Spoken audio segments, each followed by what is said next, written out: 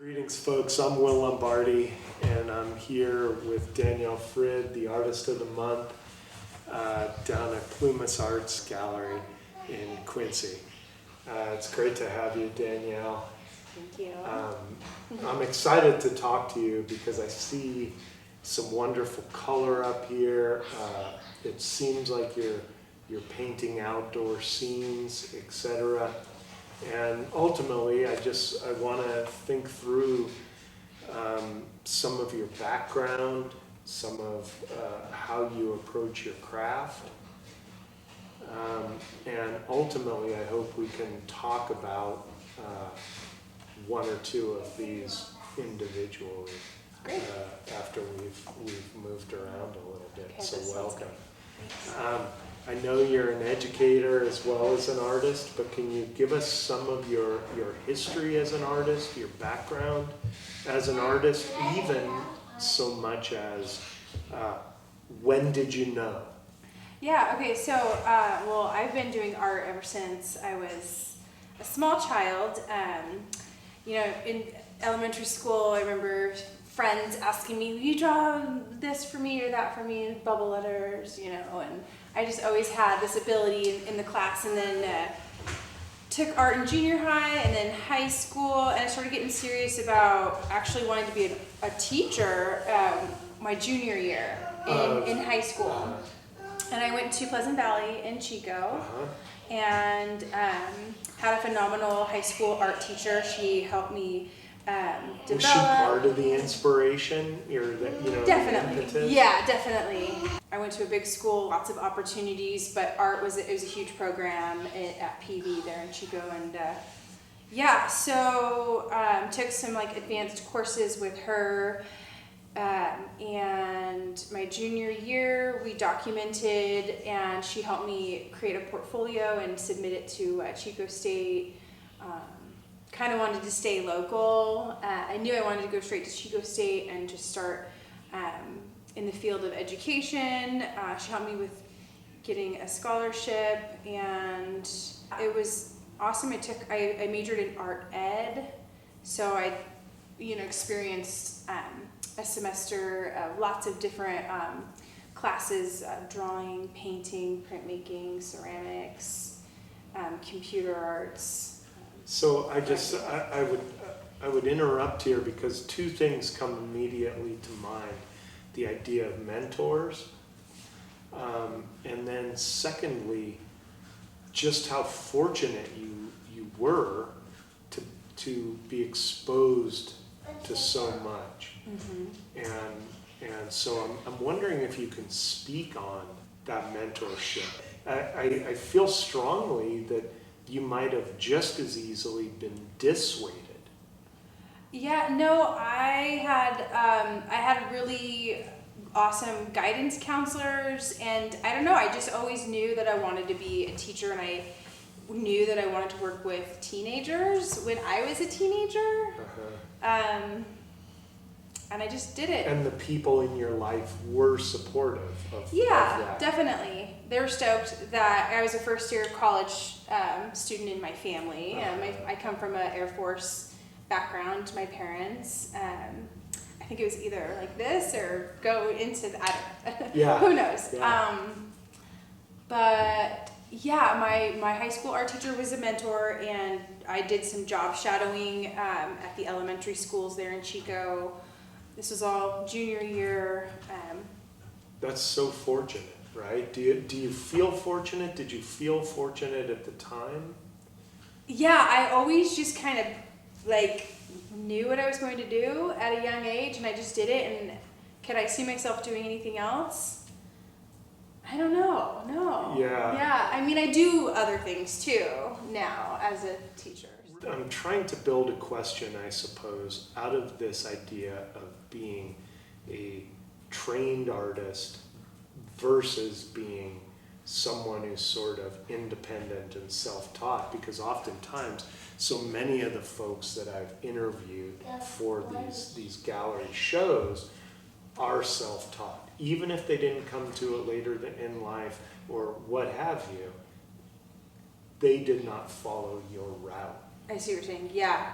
I mean, at the university, I was intermingled with other artists who that was their motivation, their drive was they were studio artists. They created to show their work, and that wasn't necessarily like I did put up a few pieces in some shows here and there, but that wasn't. I mean, my path that I took was education. You know, like development of children and teenagers, and developing lesson plans and pedagogy and curriculum and resources and all the things to. And you didn't have a larger cohort within education? Well, I was intermingled with other art majors, whatever. Yeah, and as an art education major, we had to pick an emphasis, and I picked painting.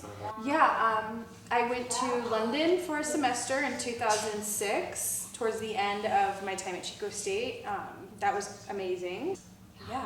What did that move expose you to? Well, art history so much. Just experiencing it, firsthand. So Travel. No, I mean, I love that you get those opportunities, right?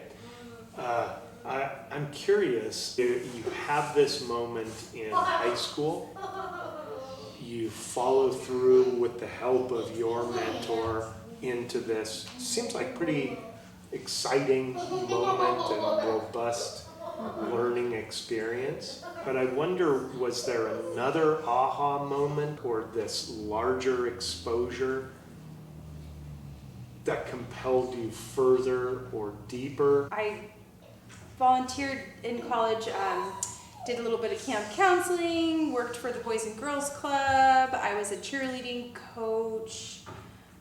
When I was in high school, I loved working with kids, and I loved doing art, and not only working with kids, but working with adults too. You gravitated towards this certain space, and you're cemented there. Exactly. I mean, I love that story. Yeah, it's a great opportunity. When I first, so I came to Plumas County right out of Chico State, the credential program. I had an interview down in San Diego at Oceanside High School, and then this was my interview for Plumas County, and I just wanted to stay closer to home. And when I was first hired for Plumas Unified, I taught at Portola High and here. I did that for 4 years, traveling back and forth between the two schools. And I hadn't even heard of Portola before, maybe driven through Quincy once or twice as growing up. But so this was all brand new and super exciting. And I was 26 when I started teaching, and did love it. Landing here compel you to look differently at landscape? Like the drive between here and Portola, a lot of trees and mountains. Oh, so it's gorgeous. Never gets old. And so maybe we shift a little bit then to think about where your inspiration comes from, or how you think about your craft. I'm interested in your workspace. I'm interested in how much time you get to spend on it, right? Because you're also a parent.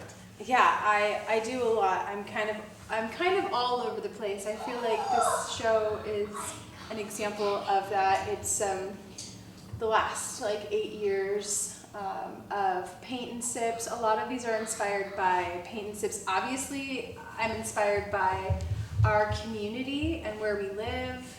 I love animals, and I think a big inspiration for what I create is the Paint and Sips. And how so? Whereas people might reach out to me and we will discuss an idea together, and I'll create something for a guided paint party. Yeah. Like these pieces behind you, this ice cream, cupcake, and cake piece. Yeah. Okay, so Very different. Yeah, so these 3 pieces are inspired in the art room at the school. I talking to my students about using textures and different medium and different tools to paint with. So like that's where that came from. In your statement, you actually say something to the effect of you enjoy creating alongside your students. Am I getting That's that pretty right? much like the only time that Uh-huh. I mean, I have a studio space in my house, but with these guys, my 8-year-old and my 4-year-old, I mean.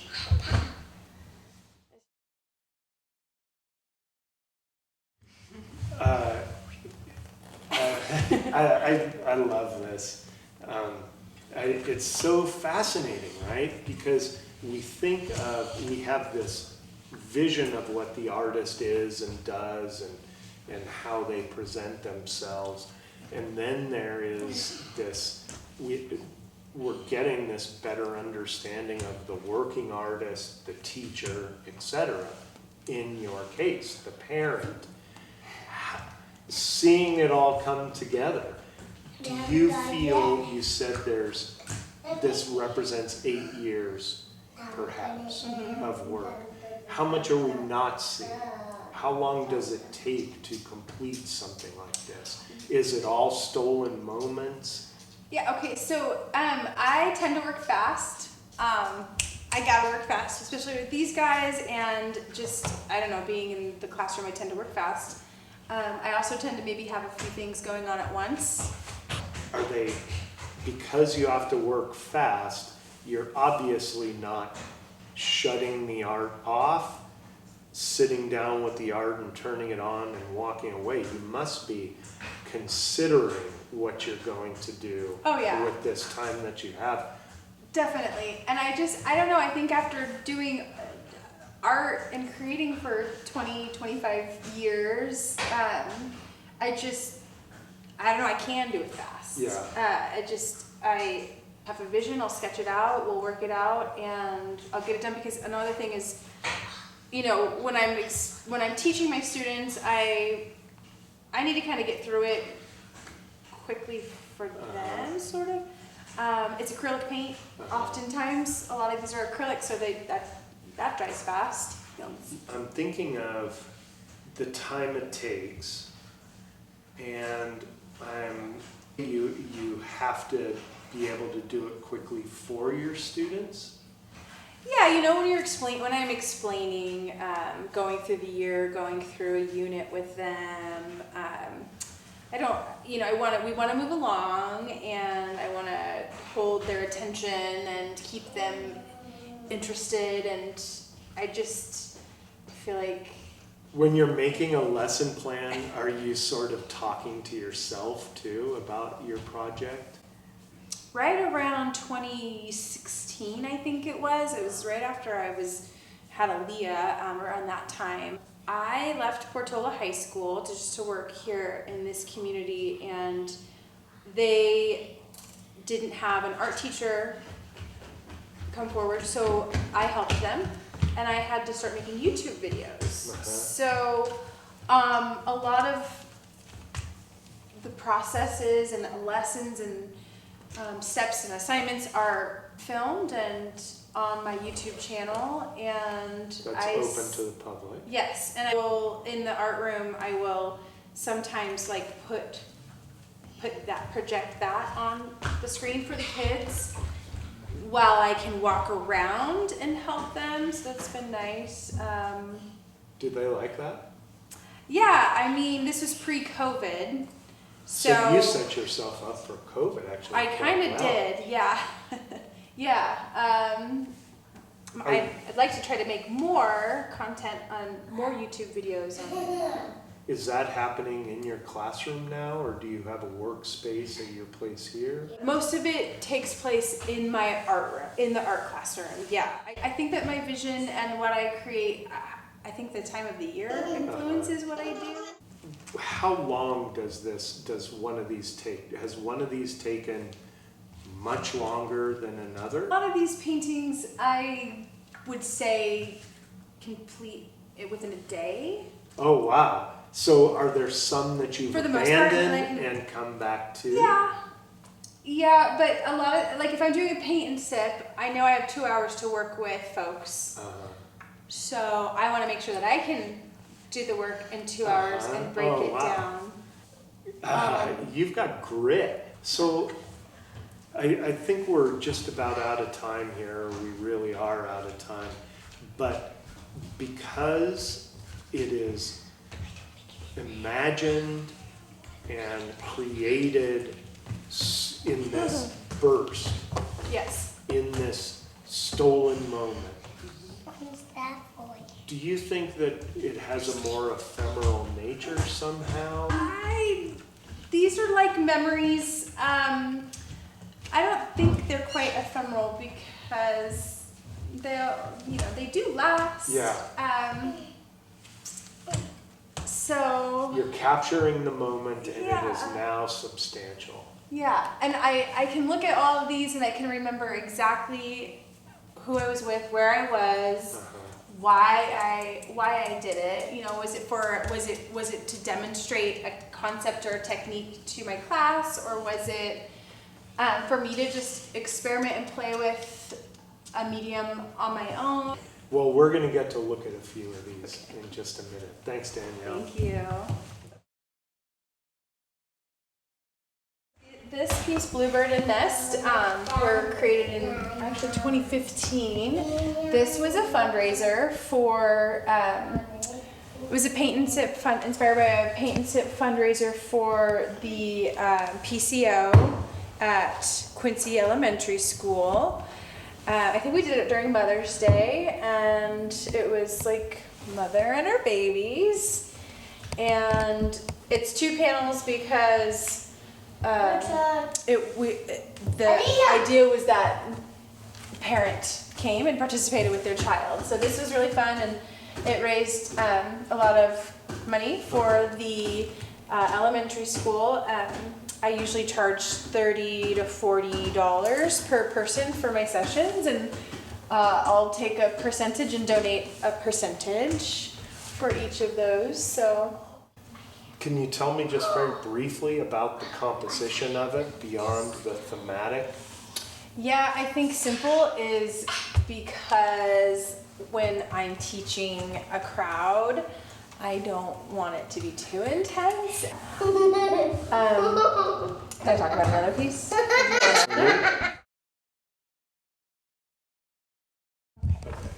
So the Blue Jay was created in front of my students as a demonstration on how to manipulate watercolors and discussing monochromatic. So using one color and getting a range of values, lights and darks to create a sense of form. And so that's where this came from. Also, we played with salt and saran wrap and those couple of techniques with watercolors. Can you tell us what you were doing in a specific spot, for example? Yeah, so like in the background, I used a large brush. I laid down water first, dropped blue into the wet, so wet into wet technique, and then just laid down saran wrap over the wet paint, let it dry, peel it off, and move on, with this. And the saran wrap does what? It creates these lines and these different textures. This piece really stands out on this wall. I think it's beautiful. Thanks.